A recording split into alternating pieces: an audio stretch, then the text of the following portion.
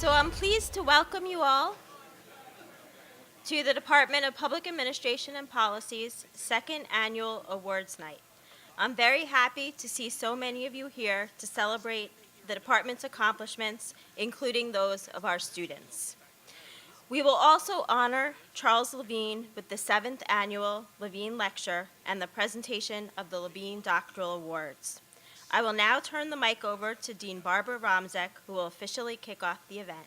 Thank you. Thank you, Allison. Allison knows how to keep it short and sweet. I'm sure you all appreciate that.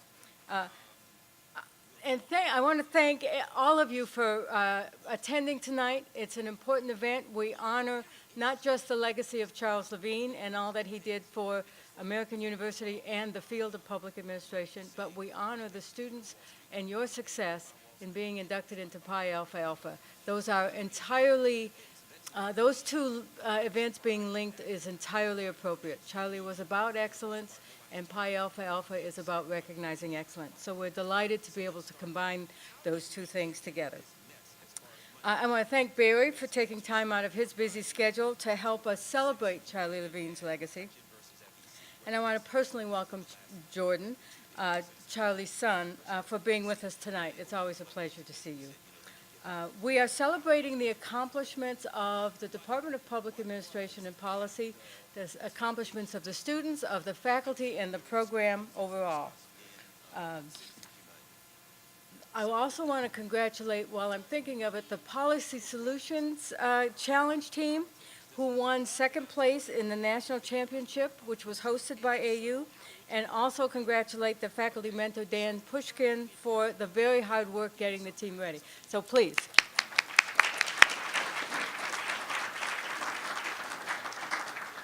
In convening the Levine Lecture, we honor Charlie, not just tonight, but in spirit throughout the year, and we want to acknowledge the power and importance of his memory. The lecture and the fund that shares his name is a testament to Charlie's influence and his humanity. 25 years since his passing, we gather here to build upon his good ideas and his principled stands. Our memory of his work serves to reinvigorate our commitment to public service, our commitment to quality scholarship, and reinforces the importance of educating students for their future careers in the public sector. Now more than ever, this is an important task to undertake. Now more than ever, we see the public sector under, it's been under challenge for the last 35 years, but it's getting really nasty out there, folks, as you all know. So what we do is more important than ever. It's more important than ever to help people understand the role of government, the centrality of government to the success of our communities, and the importance of individuals contributing to that. There's a little too much of take care of me and let everybody else worry about the rest of the world. Our time celebrating Charlie's legacy is part and parcel of what we do as academics, trying to prepare the next generation. Now, I knew Charlie from our days when both of us were at the University of Kansas. He was passionate about his work. He cared about junior colleagues and graduate students, and he was a generous and candid mentor. That means when you did things right, he was happy to congratulate you, and when it wasn't good enough, he'd just tell you, it's not good enough yet. Charlie was a true champion of the civil service and the public sector. He was an ardent defender of public service. And today, federal government agencies and employees are under intense scrutiny. Now, Charlie would have stood up to the critics. He would have stressed the importance of the public sector and would have argued for investing in our country's future, whether that investment was infrastructure or human capital. In fact, these are the kind of issues he studied in his own research. One pressing government concern that I know Charlie would want to bring up if he were here today is how we can adapt federal operations to the challenge we face today with climate change. Climate change is changing what we have to do as government in terms of adapting federal operations and policies so that we can be responsive to the changing world. Climate change is going to affect how we operate. It's going to affect where we operate. It's going to affect the kind of services people need. Just look at flood insurance. In the past, the number of times you had to dip into flood insurance was really a fairly rare occurrence. With rising tides and then changing weather and the increasing number and frequency and intensity of bad weather conditions, we have increasing demands on the disaster insurance industry. So recognizing this, President Obama directed federal agencies to cut waste, pollution, and costs associated with federal operations, and to evaluate operations in terms of climate-related risks. By integrating adaptation strategies into its planning, the federal government is charged to ensure that its resources are invested wisely and that its operations remain effective. Even with the best planning, climate change is going to present us with serious and complex policy challenges. And that's what Barry Levine is going to talk about tonight. It's an important topic for us today, and it will be an enduring challenge on into the future. But before Barry begins, I want to share a few examples of the exciting developments from the school's Public Administration and Policy Department, which we are here to celebrate tonight. Talking about the future, we have two new faculty who will be joining us as assistant professors, Nathan Favreau, who specializes in public management research, and Carla Flink, who will specialize in public finance and budgeting. They will show up in the fall, and we'll be delighted to add them to our community. This past year, the school completed its NASPA site visit to accredit public administration and policy, our MPA, our MPP, the executive MPA. I'm pleased to report, and I know Jocelyn, where is Jocelyn? She's even more pleased to report that we got incredibly positive reviews on our programs, our students, and our faculty. It's not over yet. They still have to send us the official letter, but we are feeling very comfortable that they were impressed with what we did. In addition, our online Masters of Public Administration and Policy has enrolled its 100th student this year. So that program is growing. Clearly, we're meeting an important demand that's out there. And as most of you will know, U.S. News and World Report just released its public affairs graduate school rankings, and all of our specialty areas demonstrated improvement in their rank. And our public management program is now ranked in the top 5. So not bad. Also, our research seminar series and centers have been really busy this year and brought in an extraordinarily impressive list of well-known researchers, drawing people from campus and drawing people beyond campus. So the list includes people such as the president of the Russell Sage Foundation, Sheldon Danziger. We had Harvard economist Ed Glazer, U.S. Ambassador to China Max Baucus, Felisa Marcus, who is chair of the California Water Resources Control Board. She's known as the water czar out there, and you know water problems are serious out there. Our seminar series alone featured the editor of JPAM, Ken Couch, the director of IZA, Klaus Zimmerman, and professors Tony Bertelli, Mary Shearhart, Thomas Dee, and Jeffrey Wooldridge. Extraordinary range of talent we brought in to match the extraordinary range of talent we have on campus. So I want to congratulate the department for a very high level of activity, an extraordinarily high level of accomplishment, and I'm sure next year will be more of the same. So I now want to take a moment to just introduce Jordan Levine so he can say a few words. Jordan currently serves as Assistant Treasurer and Director of Investments at the American Chemical Society. He has previously worked in investment management for the American Red Cross. Among other degrees, we are especially proud that he holds an MPP. So he stayed close to his roots. Jordan has been a generous supporter of the Levine Fund and of the Public Administration and Policy Department since the fund was established. Jordan, I know your father would be so proud of your accomplishments and ours. Would you please join us to share a few words?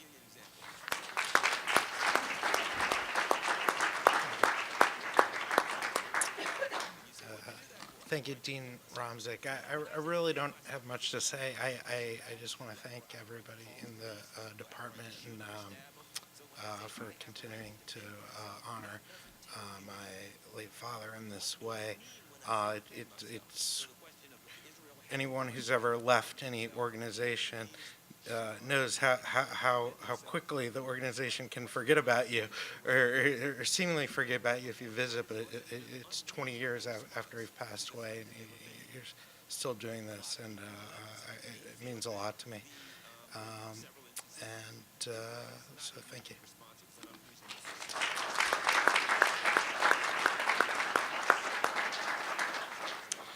Thank you, Jordan. I am pleased to introduce Professor Barry Rabe, who will deliver the 7th Annual Charles H. Levine Memorial Lecture in Public Administration and Policy. Barry Rabe is the Harris Family Professor of Public Policy at the University of Michigan. At the Ford School, he is the Director of the Center for Local, State, and Urban Policy. He is also a non-resident senior fellow in the Governance Studies programs at the Brookings Institute. This past semester, we've had the pleasure of hosting Dr. Rabe at AU as a visiting scholar of the Center of Environmental Policy. Professor Rabe has received numerous awards recognizing his contributions to environmental and energy policy. For the sake of time, I'm just going to highlight a few. In 2006, Professor Rabe became the first social scientist to receive a Climate Protection Award from the U.S. Environmental Protection Agency in recognition of his contributions to both scholarship and policymaking.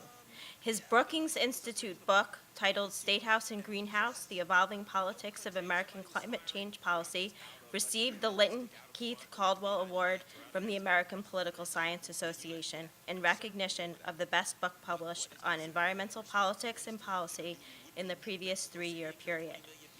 He also received the Daniel Elazar Award for career contributions to the study of federalism from the American Political Science Association.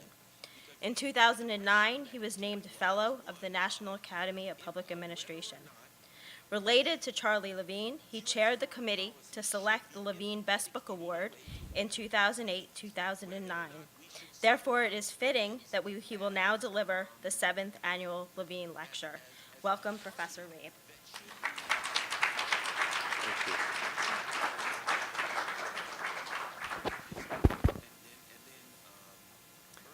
Thank you, Allison, and good evening. Allow me to begin by expressing my thanks to the faculty, staff, and students of this school for being so welcoming to me during the few months that I've been able to spend time in this community, including Dan Fiorino and his team at the Center for Environmental Policy, which is doing such important and interesting work bringing environmental issues into the context of a great school of public affairs. I also would like to offer in advance my congratulations to those students who will be recognized tonight. It's been a pleasure to get to know some of your interests, your achievements, and aspirations. I applaud that, and it's wonderful to be a part of it. I also just want to say a word about the Levine legacy. I did serve on that committee, Allison, and in that committee and a great many other occasions, I've had the chance to say, I really regret that I never met Professor Levine. We almost crossed paths a number of times. I was saddened greatly when I learned of his death. And yet I think it is an extraordinary tribute to him, as you were suggesting, Jordy, and to this community, that you continue to reflect on that extraordinary legacy. In the last 3 years, I've had 3 colleagues who passed away unexpectedly, roughly at the same age as was your dad. And those are extraordinarily difficult moments for a family, for a community, and for an academic community. And how appropriate it is in cases like that, in cases like this one, to think and reflect and look forward, but to draw upon those foundational kinds of contributions. And so it was an honor to serve on that committee a few years back. It's a great privilege to be in this role tonight. One of the things that I've learned in learning more about Professor Levine in anticipation of this lecture is realizing that in the course of his career, he moved in so many different arenas and areas of public affairs.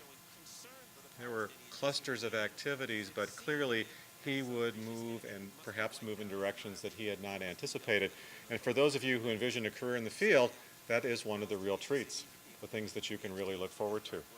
I will tell you, as a former graduate student, when I was sitting in your seats at the University of Chicago studying federalism, state politics, I never envisioned, even though the issues of climate change, global climate change and global warming were emerging in the United States and beyond, that I would ever approach those issues from the perspective of federalism and state politics or weave that into my research and teaching. And yet, here we are. The kinds of questions I'm interested in raising on these and other issues are no different than yours. Is a good policy idea politically feasible? If adopted or enacted, can that idea be put into managerial practice and operation? If that happens, is it possible to sustain political support and even expand it by building constituencies over time?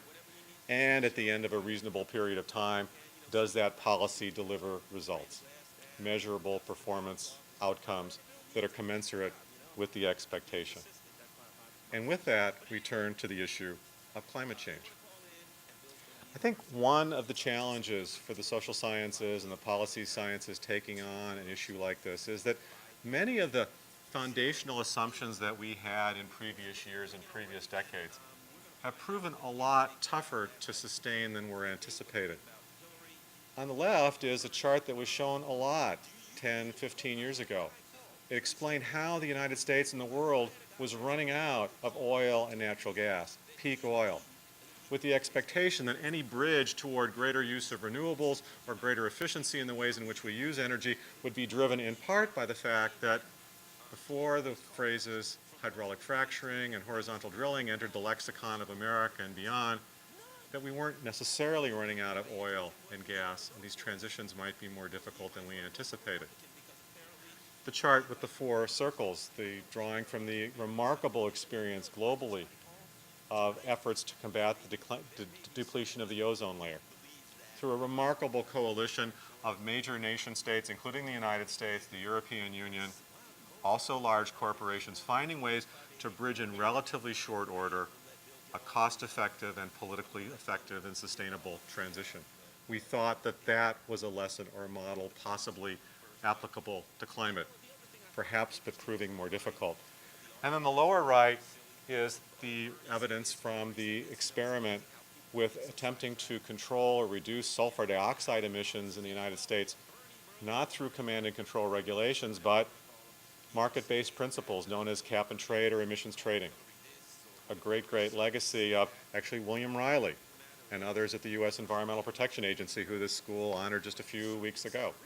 The idea of changing the way in which we did policy and using a pricing or market mechanism, if not a tax or a price, a tool of trading, if you will, that was transformative in terms of bringing down emissions more rapidly than had been anticipated at much lower costs. And so much of the early thinking about developing a policy regime, whether it would be domestically or internationally related to climate, is assuming we were running out of energy that was fossil fuel based, at least oil and gas, that there were ready-made alternatives or models from recent experience, ozone depletion, carbon trading. There was also, I found, as I've gone back through congressional hearings, literature, remarkable references to a non-fossil fuel case, namely that of another great American product, a legal product, one of great interest to a great many corporations, congressional districts, and states, woven into the fabric of American life in many ways, tobacco. And I say this as the son of a former cigarette salesman. I know this industry a bit. And interesting to think that 30 years ago it was thought to be politically impossible to use the tools not only of regulation but the marketplace through taxation to drive a fundamental revolution in terms of how that product is consumed in our society. Well, if one looks at the evidence, even in tax-averse America, the red line, I realize it's got to be difficult to see way back there in the distant seats, consumption has plunged from around 45% of consumption of adult Americans in the mid-1980s down to less than 20% now and continuing to drop, the blue line being an absolute surge in federal excise taxes and state mean excise taxes over that same period of time. Tax increase after tax increase. That's clearly not the only factor driving this change, what some have called the greatest public health achievement of the last 25 years. But interesting to think of when and why or under what circumstances we turn to tools like taxation or market-based principles.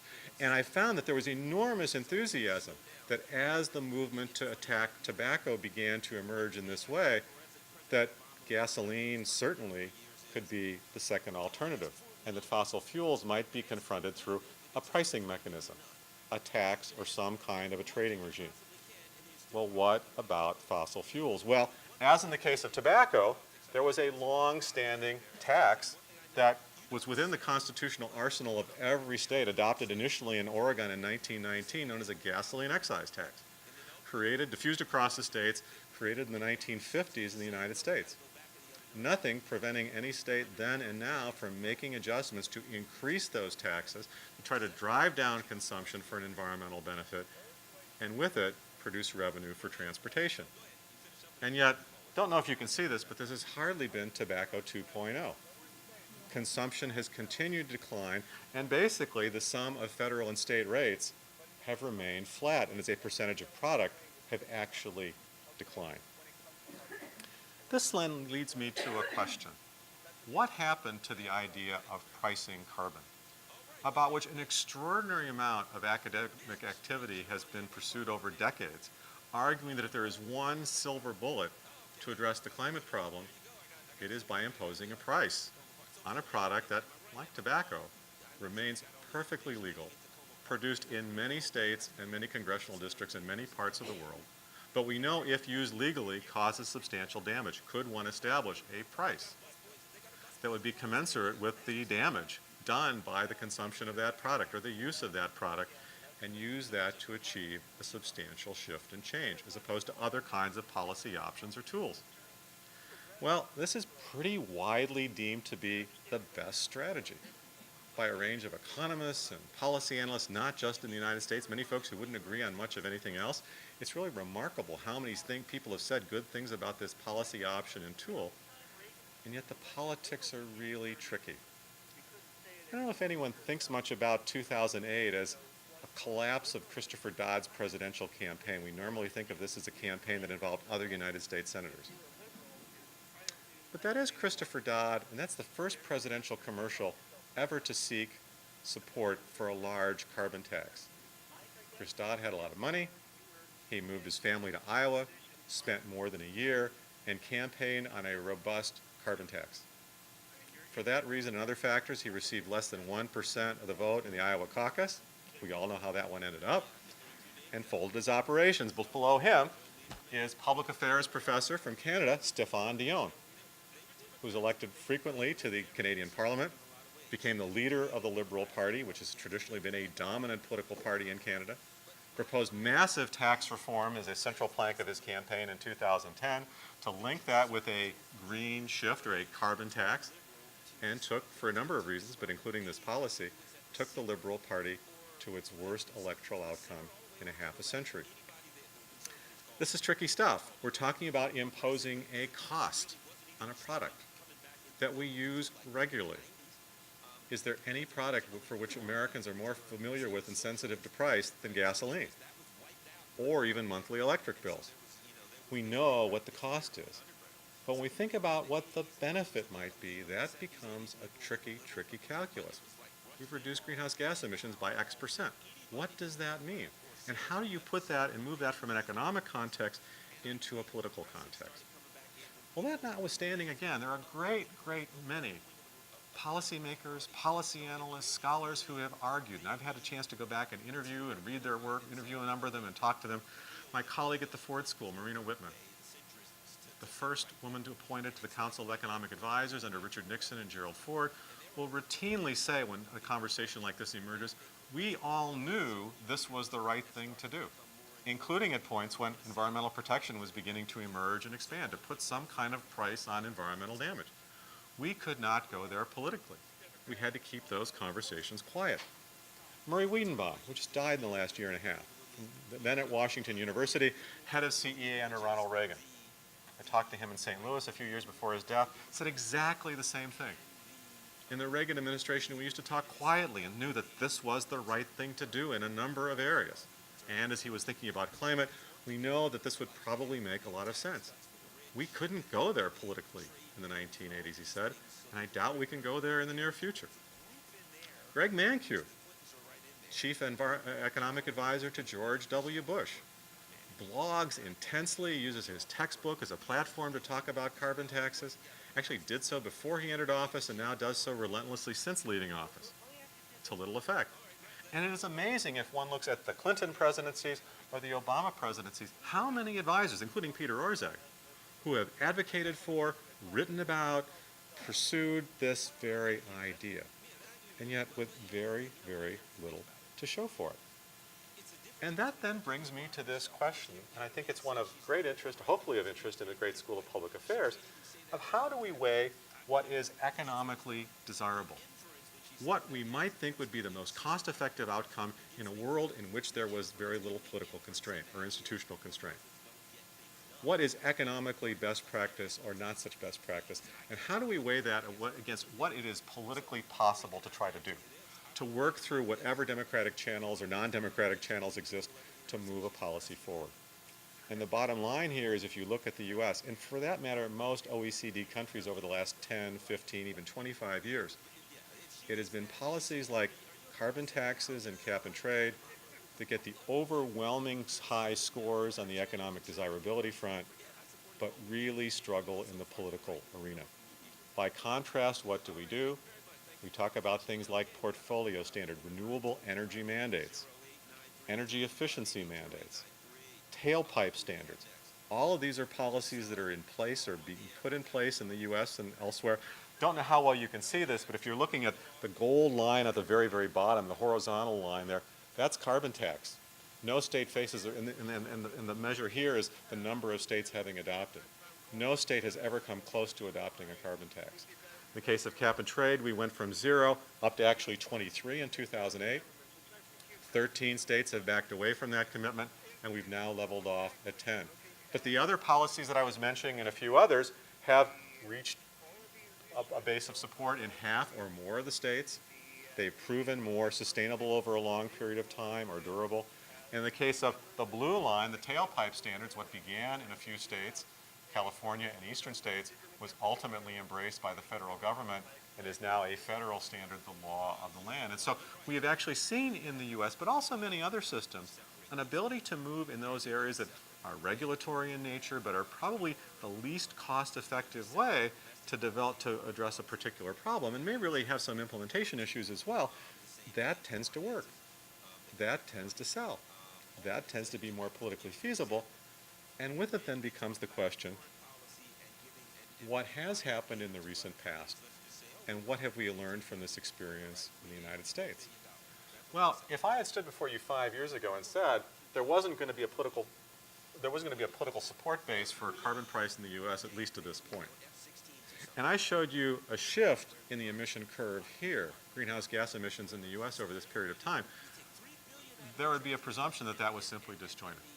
We actually have seen a significant drop in emissions between roughly 2005 and 2015. What drove that, and this is the story of nations around the world, is a complicated one for which we could elicit substantial debate. Part of the story is the Great Recession. We crashed our economy, which is a great way to reduce energy consumption and with it emissions. Eastern Europe went through this experience a few decades back. Part of this is the shale revolution. We are using far, far more natural gas, and much of that is replacing coal. That factors in. But some portion of that downward trend is also woven into the mixture of state and local and regional policies that we've begun to put into place and into operation, which has begun to put us on an interesting path and trajectory, although at a moment where, for reasons that we would not have anticipated a decade ago, prices of oil and gas have absolutely plunged, and with it all kinds of changes that seem to defy policy solution are emerging and coming up in this area. So with it, I'd like to take just one moment to step back from this and ask, given that, and given these patterns, is what I would call a robust carbon pricing regime possible? Is it possible to envision a carbon tax or something like it, a carbon cap and trade system or something like this in the United States, in a Canada, in an Australia, or other countries that are beginning to think about these various issues?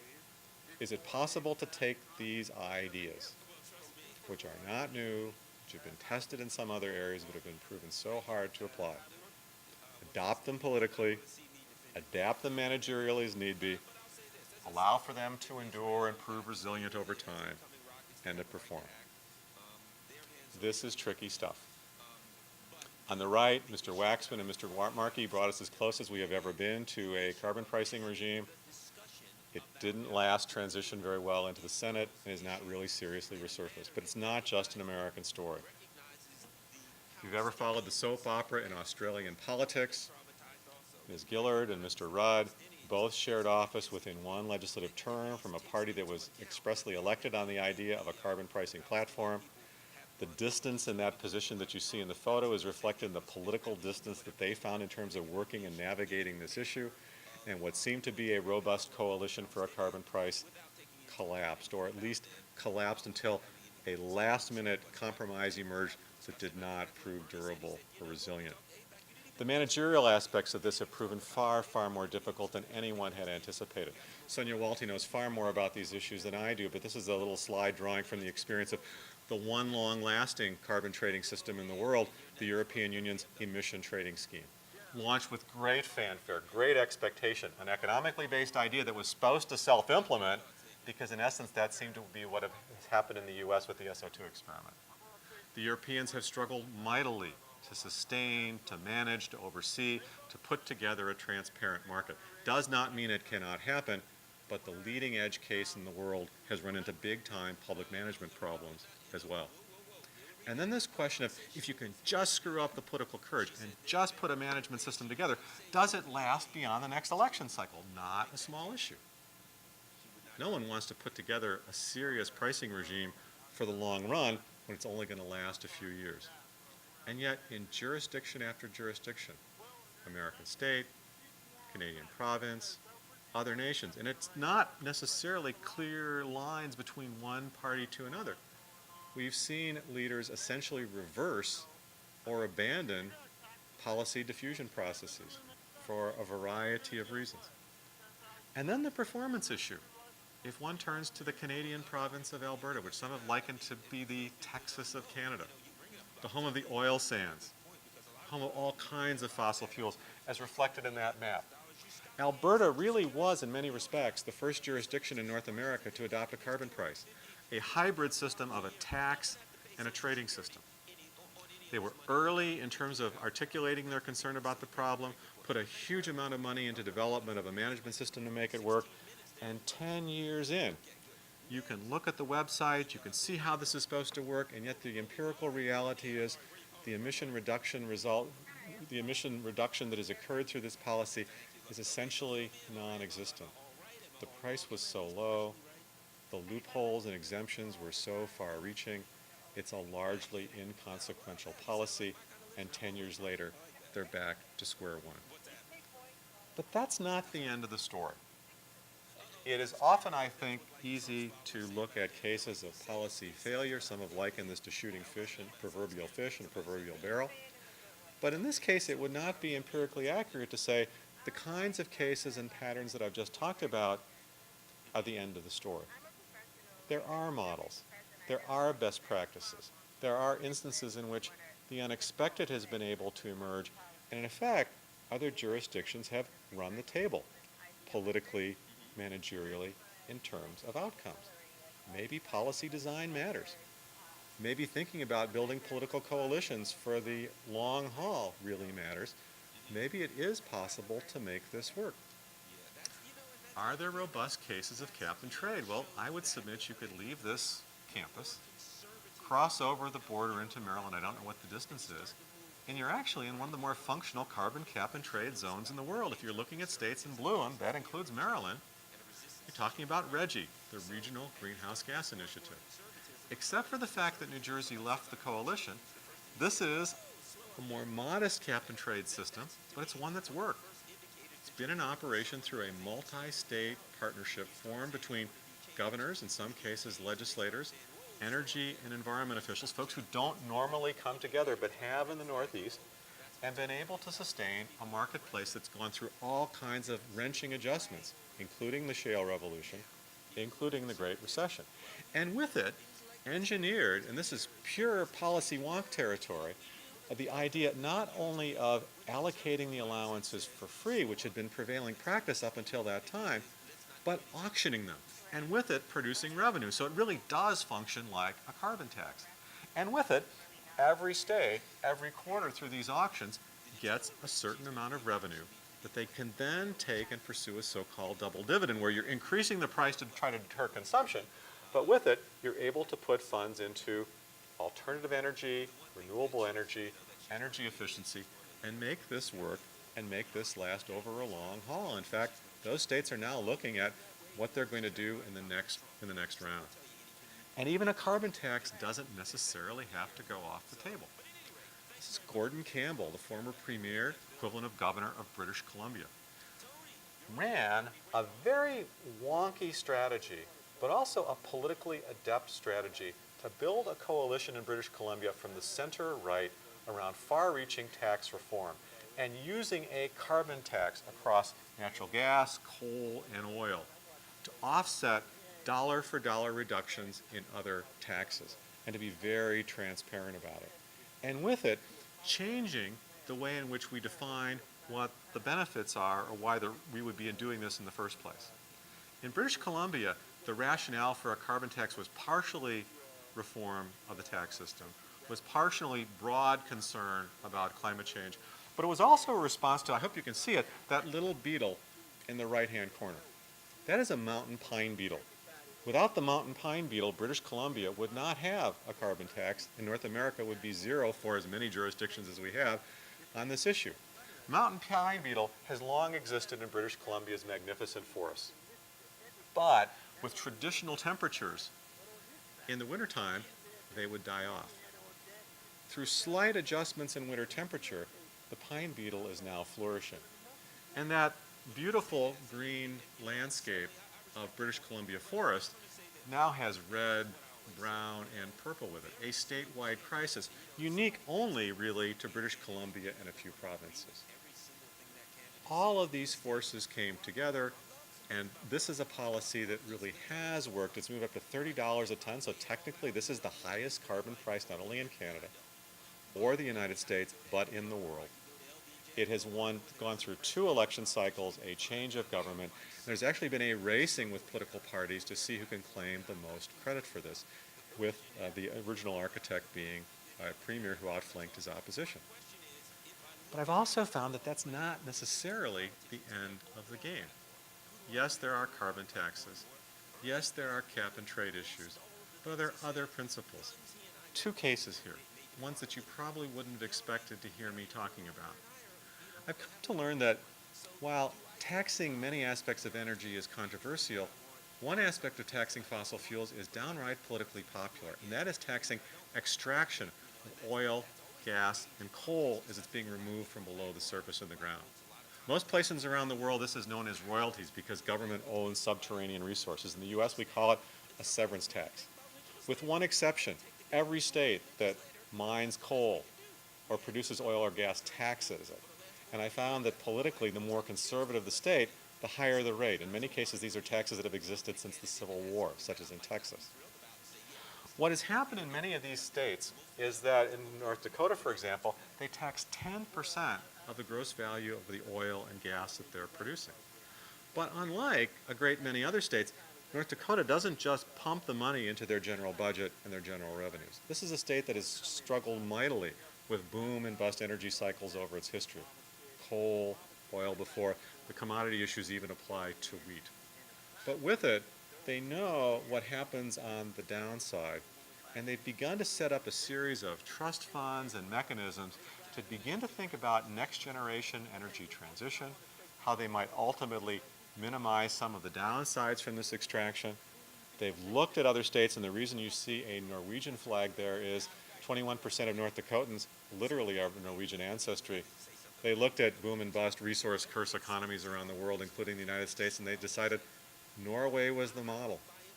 And the Sovereign Wealth Fund in Norway, which has the most efficient energy extraction process and the cleanest in the world, has now begun to become the model for how North Dakota is trying to think about this process of if we are going to extract more oil, gas, or coal, how you put a price on it at the point of extraction doesn't mean the costs go away at the pump, they're just passed along in somewhat different ways. And my final case is Texas.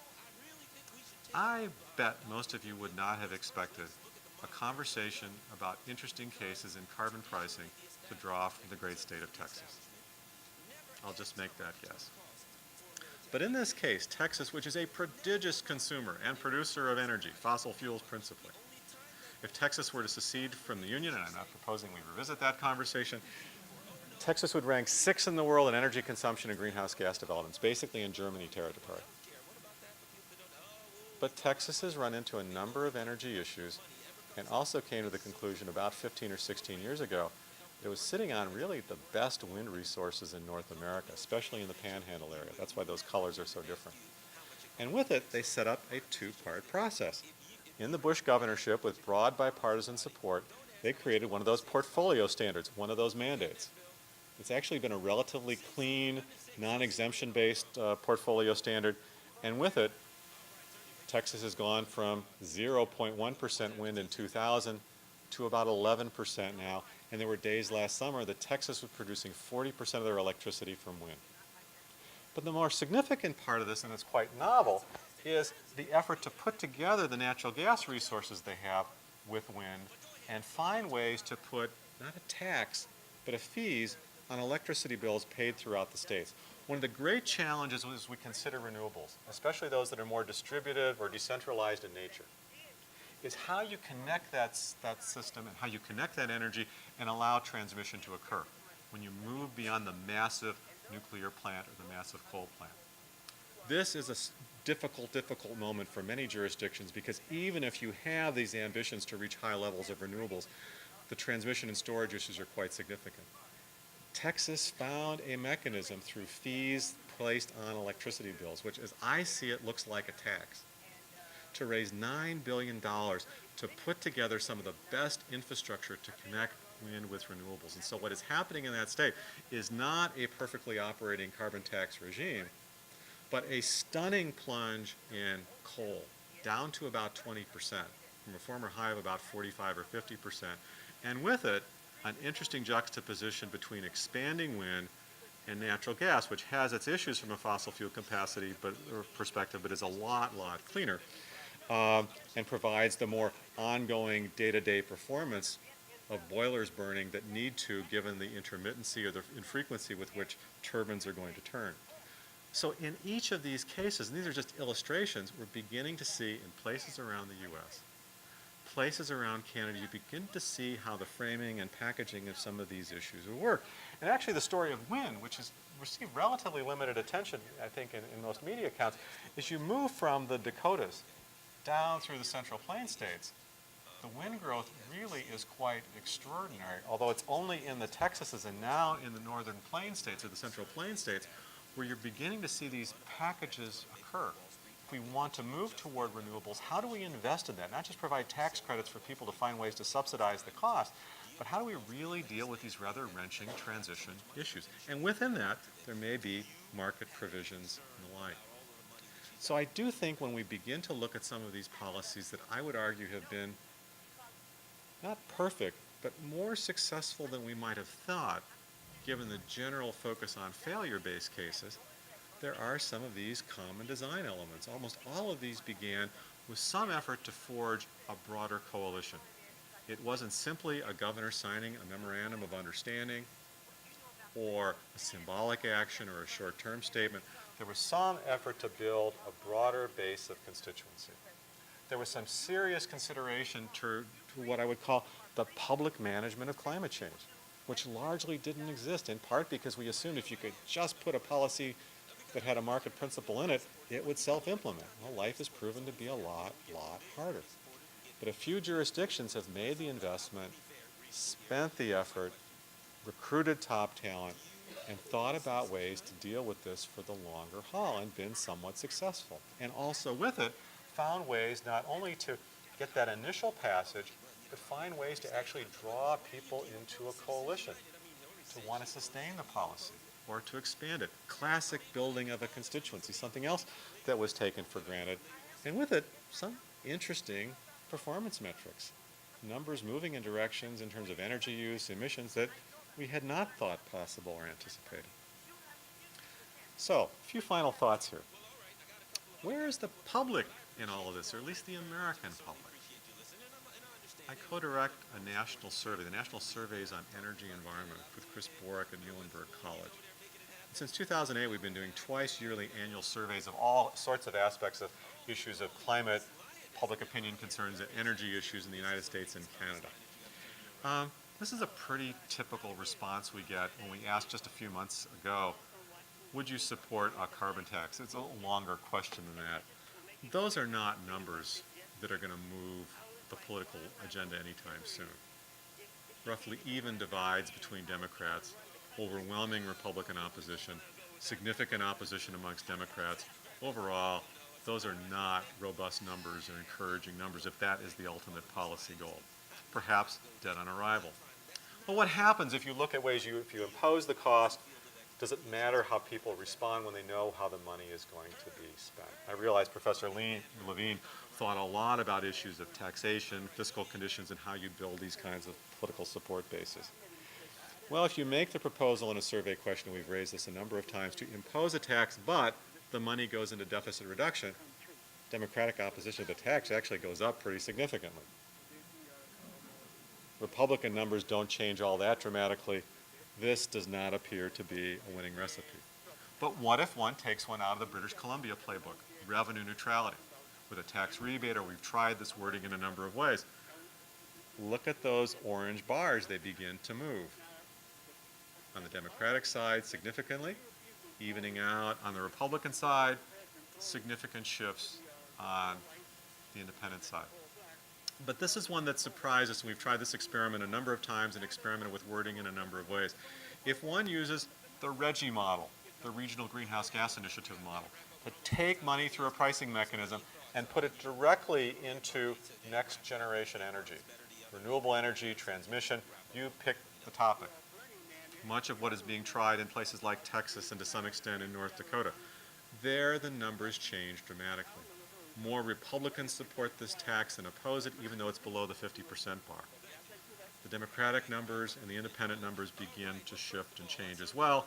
And when we offer a menu of options, including a scenario where we announce to our respondents that a tax has been proposed and you can repeal the tax, the runaway winner in survey after survey, however we frame and adjust the questions, is if you make this link between imposing the cost now but linking it to some kind of energy transition, what have you, the numbers really begin to shift. And we've seen similar results when we've tried this in Canada and to a lesser extent, Australia. And with it, I just want to share a photograph that probably none of you have seen. I showed this in class a week or so ago. And who's in this photograph? And the one response I got was a student thought that the person popping out of the tank was Christopher Walken. That can't be, because this is 1919. I don't know how old Christopher Walken is, but no way. The person you might be more likely to recognize is Dwight Eisenhower. Fresh out of West Point, fresh out of World War I, and about to take vehicles like this on a drive from Washington, D.C. to San Francisco. It took Eisenhower and his group 93 days. There were casualties in vehicles which are still probably littering rust somewhere between here and San Francisco. There were injuries, and there were fatalities because the roads were so bad. Thus, in the mind of soon-to-be President Eisenhower, was the idea of the interstate highway system. The idea of that system was not unique to Eisenhower. But the political genius of Eisenhower was taking a benefit that a lot of people wanted after World War II. Some kind of an interstate highway system. Probably from a greenhouse gas perspective wasn't such a great policy, but let's not go there. With it, the issue that really made this difficult in the 1940s and the 1950s is, we want this benefit, how are we going to pay for it? And it's absolutely stunning how much time was spent talking about tolls and bonds and other funky financing mechanisms. And finally, a number of folks persuaded Eisenhower that the right thing to do was to do what the states were doing and impose a federal excise tax. Impose a cost, link it to a benefit. That's a much, much too easy way to explain how a carbon tax might operate and work, but it is interesting, especially given Barbara's comments in terms of how we think about the future of the public sector and the challenges facing the public sector. How not only we explain to the public those instances where we have to deliver things that they might not want to hear, including taxation, but how we see those actions as potentially benefiting them. And of course, in the U.S., there is a possibility that we are going to move toward an emissions trading system through executive action. This is U.S. EPA Administrator Gina McCarthy, one of the architects of the RGGI system as a former state administrator, someone who was here, part of the Riley Awards ceremony just a couple of weeks ago, announcing that under the powers of the Clean Air Act, she would have the authority, the administration would have the authority to try to develop a state and federal partnership that could employ some of these principles and mechanisms.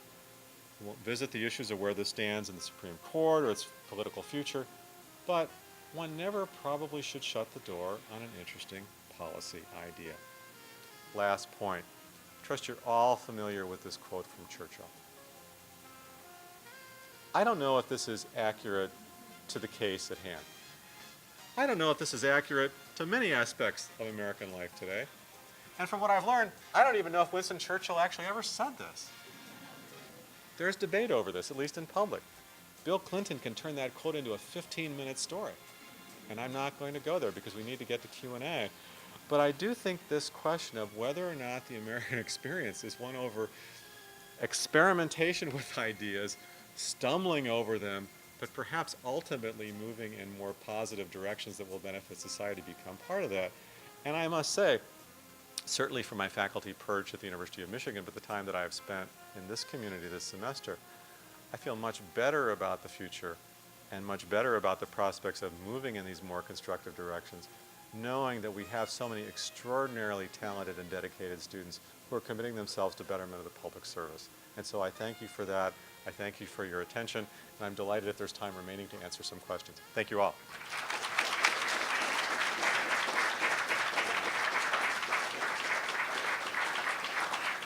Thank you, Barry. We have time for one or two questions, so if you want to raise your hand, I will bring you the mic. Don't be shy.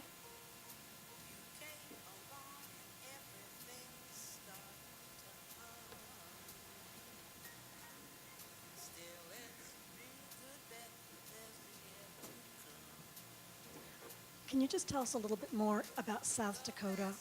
What was the impetus? Who took the lead? How did that come into play? I mean, everybody had a severance tax, but what happened there? Not the most innovative state normally.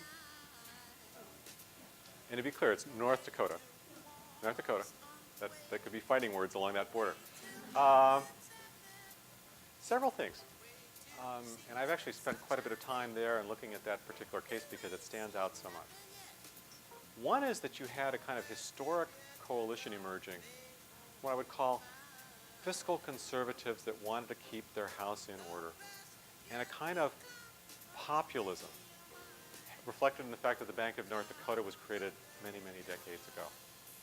So it's kind of a partisan shifting back and forth, but generally supporting the idea of the tax and being so concerned that if you set that tax, you would not want to go the direction of, say, on Alaska or Louisiana, where you become so dependent upon the revenue that every time a commodity price would drop. And again, this goes back to wheat prices earlier in the last century, coal issues and like. They've had that history for a very, very long period of time. I also think it reflects a concern that as a state, they were beginning to flame out. There was a period not long before shale that Rand McNally dropped North Dakota from its atlas because the population was declining so consistently. So there are all of those factors. With it, though, and I don't want to overstate this, is really the sort of learning or policy diffusion process which we normally think about looking state to state. But I think we've tended to miss in some cases the extent to which that crosses over national boundaries, certainly in the case of Canada. But in this case, the Norwegian issue loomed large. They actually took a delegation of legislators over to Norway and looked at every dimension of their operations. They brought Norwegian leaders over, and they were sort of seen as the model for doing this. So all of those factors play in. What I do want to emphasize, though, is that what they're also setting up is a deliberative process where they basically decided to take 30% off the top from these revenues, put it into a constitutional trust fund, and then take some time to look at it. So they're just beginning to say, how are we going to use and spend this money? And they're actually feeling reasonably good right now because whereas other states, petro-states like Alaska, are in dire straits, there are significant issues with the North Dakota budget. I don't want to suggest that at all. But there's a little bit of a different emphasis and dynamic to it. So I would love to actually just have a longer colloquy on it, but there are some key design factors and aspects of this, and kind of a commitment to what they would call good fiscal governance. Thanks for the question. Great point. Last question.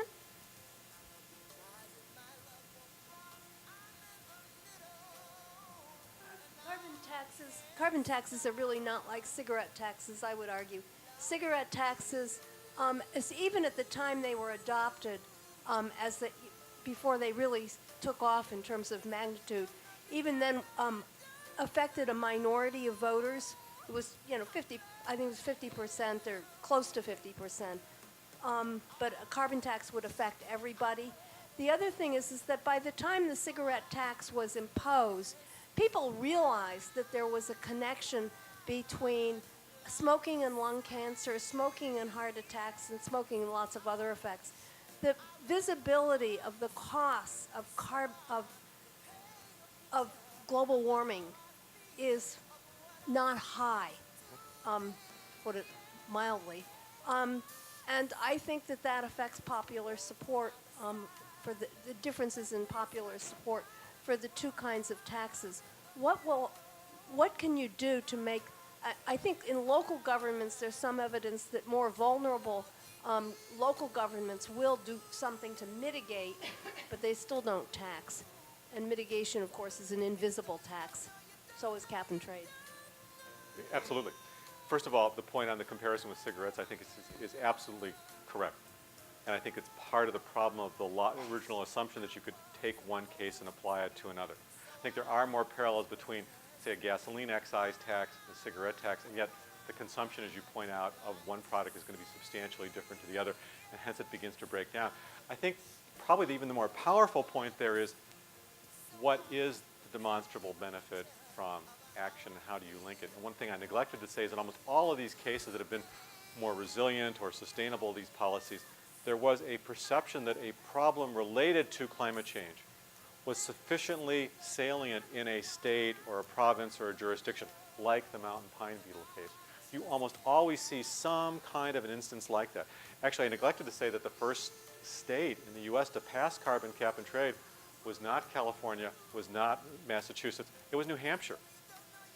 And there was a direct link to another more localized concern. I think that framing has to be legitimate. It has to be credible in the eyes of locals. But I think you're right to sort of overcome that difficulty of seeing what the linkage or connection is or what my action role might play. There has to be something different. And I tend to think that is a big factor why it's been so hard to take action and will probably continue to be globally. But the more localized or regional strategies might well have more impact, especially when they're woven into some pretty basic decisions like what is the future of our energy supply, how reliable is that going to be, how clean is it going to be, and the like. So I think the packaging that you're suggesting is right. I think we're okay. Thank you all.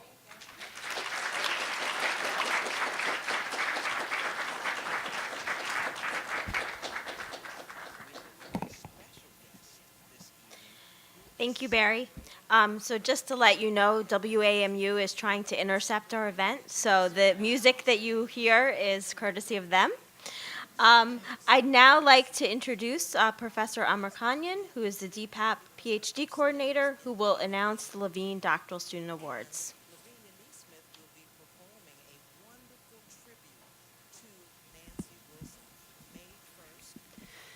Dear colleagues and friends, I have two important announcements.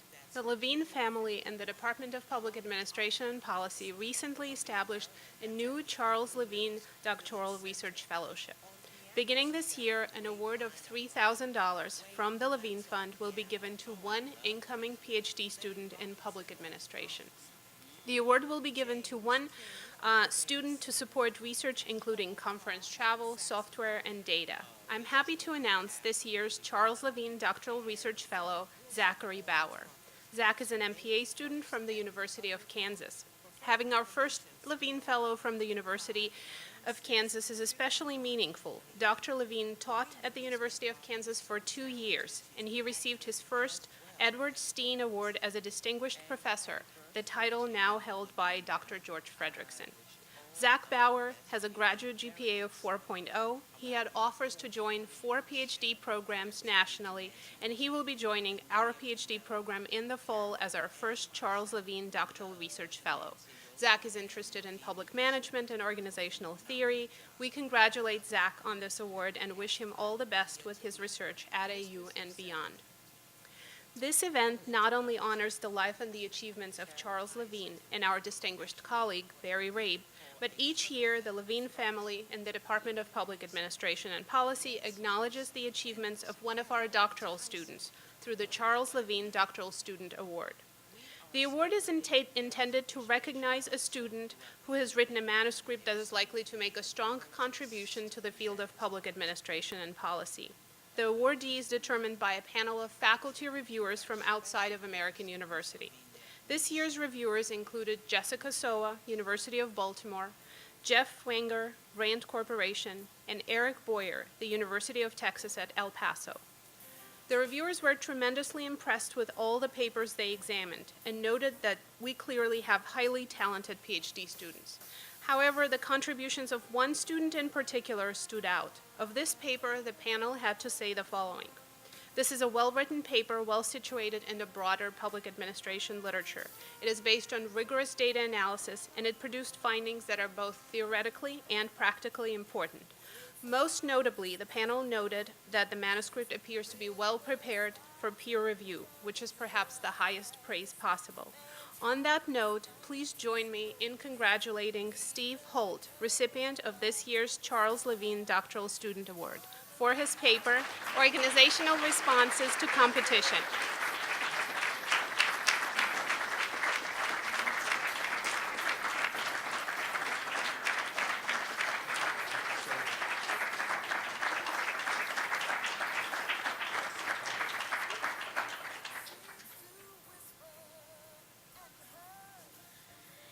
Thank you, Anna, and congratulations, Steve.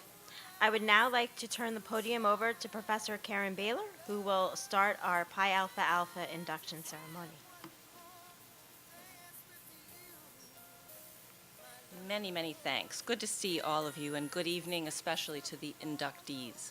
I'm really delighted to be able to congratulate all of the students tonight who are here for this remarkable accomplishment. As many of you know, Pi Alpha Alpha is the National Honor Society for Public Affairs and Administration. Public policy is included in there, even though it doesn't say public policy. And tonight is our opportunity to welcome you to this esteemed community of both public policy scholars and practitioners. So without further ado, what I want to do is to introduce the AU chapter leaders of this honor society who are going to be carrying out the induction ceremony. The president of the chapter is Amrita Sen. Amrita graduated from our MPP program in 2010. She's currently a senior analyst at the U.S. Government Accountability Office. I know that name. At GAO, she has audited and reported on a wide range of federal agency programs. Her primary focus is on higher ed and retirement security issues. In her spare time, Amrita also teaches Zumba classes in Arlington. And not to be outdone by the Zumba classes, we have our chapter vice president, who is Vida Awume. She also graduated in 2010 from our MPP program and then came back to AU and received in 2014 the MA in economics here again at AU in the College of Arts and Sciences. She is currently a senior analyst at the GAO, where she leads analytical studies of issues related to financial markets. Vida enjoys reading, traveling, and partaking in intense workouts like CrossFit, parkour, and barre. So we have two very, very fit and smart and successful graduates, and it's such a pleasure to welcome them back to their AU home, and we thank them for being part of this. So if you would come forward. And we have not only certificates, but also a lovely bit of bling.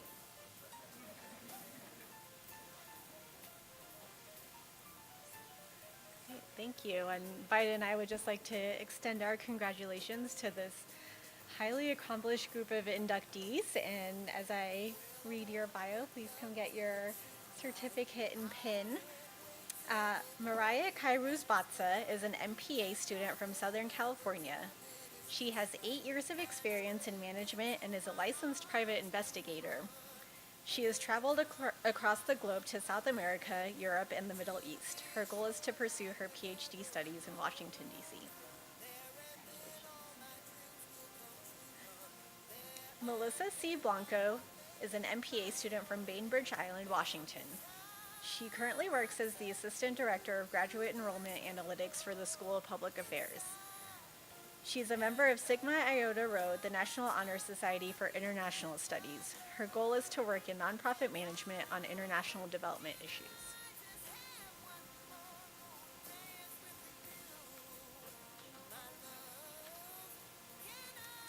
Isla Rebecca C. Brooks is an MPA Key Executive Leadership student from Alexandria, Virginia. In 2009, she began her career with the DOI Government-Wide Acquisition Management Intern Program.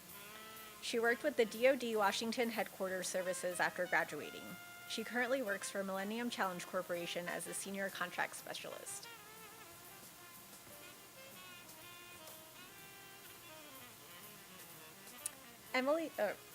Lynn Cherry is an MPA student from Chatham, New Hampshire. She currently works for the National League of Cities, helping local officials develop better leadership and management skills through education.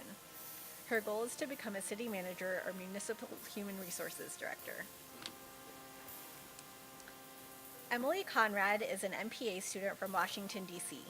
She currently works as a development manager at the Anacostia Watershed Society. She was a recipient of American University's Graduate Student Award. She aspires to advance the protection and restoration of America's natural resources. May Cooper is an MPP student from Silver Spring, Maryland. She currently works as a research analyst for Child Trends, a nonprofit research organization. Last year, she co-wrote a report about the children of incarcerated parents, which made the international press. She hopes to continue to produce valuable research findings to inform policymakers. Jordan Davis is an MPP student from Columbia, Maryland. She is currently a legislative fellow at ARP. She has been the recipient of the Graduate Honor Award and Benefactors Award from the Center for Congressional and Presidential Studies. She hopes to one day work for an organization that advocates on the behalf of the elderly and those suffering from age-related disorders. Candace Driscoll is an MPP student from Lakewood, California. She worked for 4 years as a work group director at a health policy think tank in California. She has also interned for the Department of Housing and Urban Development and the D.C. Department of Healthcare Finance. Her goal is to improve the health and welfare of populations in need. Jennifer Lynn Fernandez is a MPP student from Los Angeles, California. She currently works for the Federal Reserve Board. She has worked in affordable housing and community development policy for the last 6 years. She hopes to continue to push for equitable housing policy so that all Americans can thrive in safe homes. Caroline Goncalves Jones is an MPP student from Alexandria, Virginia. She currently works for the Campaign for Tobacco Kids as the Associate Director of Advocacy and Outreach. She has twice been a recipient of the Bryce Harlow Fellowship. Her aspiration is to continue working in government relations and to help create effective health policies within the United States. Seth Michael Gorenstein is an MPP student from Needham, Massachusetts. He's currently the manager of learning programs for DC and Chicago at Education Pioneers.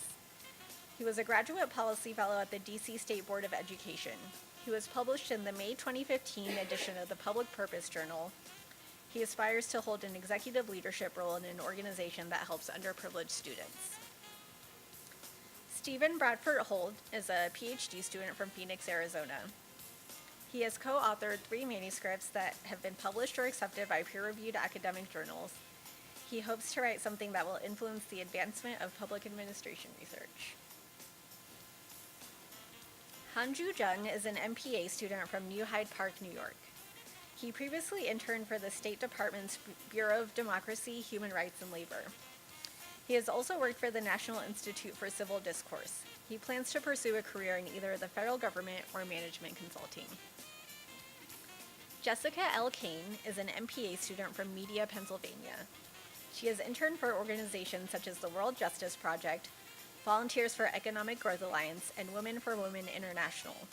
She gained experience in grants management, program evaluation, and research design. Her goal is to continue to work within the international development sector as a program manager. Jenny Weiler-Krems is an MPA student from Newton, Massachusetts. She currently works as a fellow for Love of Children, a nonprofit organization. She recently worked for Education Week, a newspaper concerning K-12 education. She is the recipient of the Clark Family Scholarship for 2015 to 2016. She hopes to work in the nonprofit or public sector in education or other social issues. Daniel M. Kuhn is a MPA student from West Bloomfield, Michigan. He's a member of the Phi Beta Kappa Honor Fraternity. He has interned for the Center on Budget and Policy Priorities, and he hopes to dedicate his career to strengthening the interfaith relationships the U.S. has with the world. Jacqueline R.J. Napier is an MPA, Key Executive Leadership student from Accokeek, Maryland. She is the Coast Guard Deputy Comptroller. She provides leadership and oversight for financial reporting, policy, audit remediation, and internal controls. She is the recipient of the DHS CFO Team Award for Excellence in Financial Management. Her goal is to continue serving the nation by joining the SES Corps. Courtney Elizabeth Rice is an MPA student from Dayton, Ohio. She currently works as a press assistant for Priorities USA. In 2012, she worked as a field organizer for the Obama for America campaign. She is a member of Phi Alpha Theta and Honor Society. Her goal is to be a communications director and a city manager. Jason Alexander Robinson is an MPA student from Shrewsbury, Massachusetts. He currently works for Eagle Hill Consulting as an associate in the Federal Strategy and Operations practice. He completed a NASA-funded project for the Public Policy for Innovation initiative. He hopes to help government agencies find lasting solutions to problems and become a partner at a Big Four firm. Caitlin Settlemeyer is an MPA student from Erie. She spent 3 years in Heartland Alliance, a human rights nonprofit in Chicago. She taught ESL to adult immigrants and manages the volunteer program. She's a Fulbright scholar in India from 2010 to 2011. Her aspiration is to manage a nonprofit organization focused on immigration, integration, and education. Michael Abram Schwartzman is an MPA student from Deerfield, Illinois. He currently works for the U.S. Chamber of Commerce as a Global Initiatives intern. His blog, A Vision for Ukraine's Knowledge Economy, was published on the Federation's website. He was also a semifinalist for the Presidential Management Fellowship. His goal is to have a career in international trade and U.S. commercial diplomacy.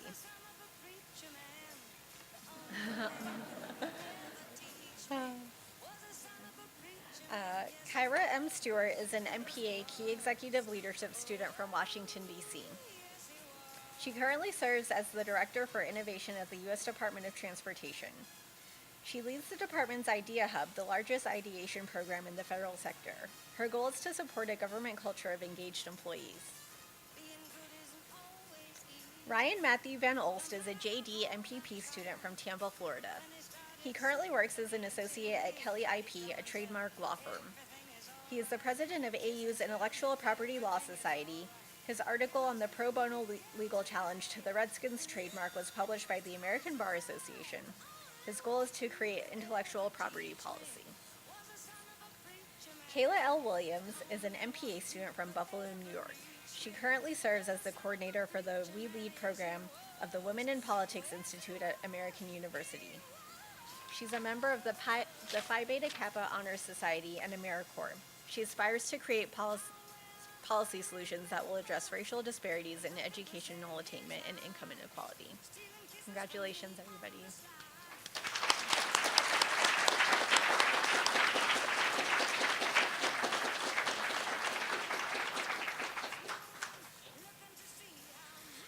Congratulations to all of our Pi Alpha Alpha inductees who are here with us today and who are also watching through the internet on live stream.